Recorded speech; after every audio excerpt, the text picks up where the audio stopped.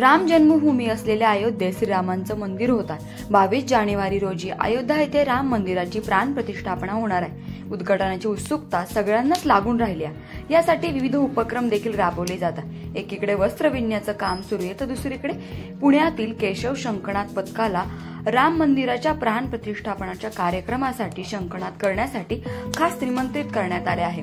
तर या पथकाविषयीची अधिक माहिती आपण या व्हिडिओच्या माध्यमातून जाणून घेऊया।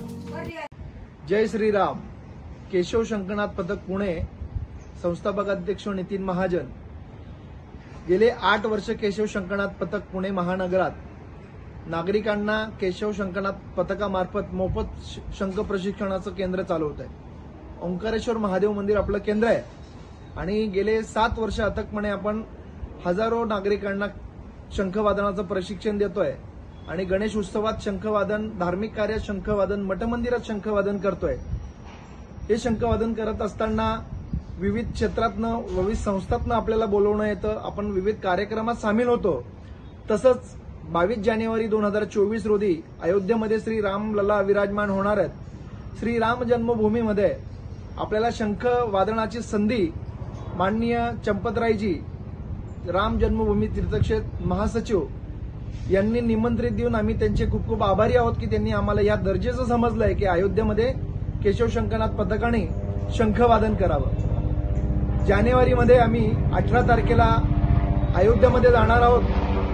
23 आणि 24 तारखेला आपलं शंखवादनाचं प्रभू रामचंद्रांच्या चरणी समर्पण करणार आहोत। केशव शंकनाथ पथकाचे 111 शंखवादक या कार्यक्रमात सामील होणार आहेत। त्यांच्यामध्ये वय वर्ष 5 पासून तर 85 पासून असे 111 लोक आपण अयोध्येकडे प्रस्थान करतोय। आपल्या शंकनाथ पथकाचं वैशिष्ट्य असं आहे की ह्या 111 लोकांमध्ये वय वर्ष 85चे आणि त्या आधीचे सगळे तरुण आणि तरुणी आहेत आणि विशेषतः 90% संख्या ही महिलांची आहे। तर आम्ही अयोध्येला जातोय, आम्ही आमचं सौभाग्य समजतो की ट्रस्टने आणि तिथल्या संचालक मंडळाने आम्हाला या दर्जेचं समजलं, आम्हाला हे अहोभाग्य प्राप्त करून दिलं। त्याबद्दल आम्ही श्रीराम जन्मभूमी तीर्थक्षेत्र अयोध्या ट्रस्ट यांचे खूप खूप आभारी आहोत। जय श्रीराम।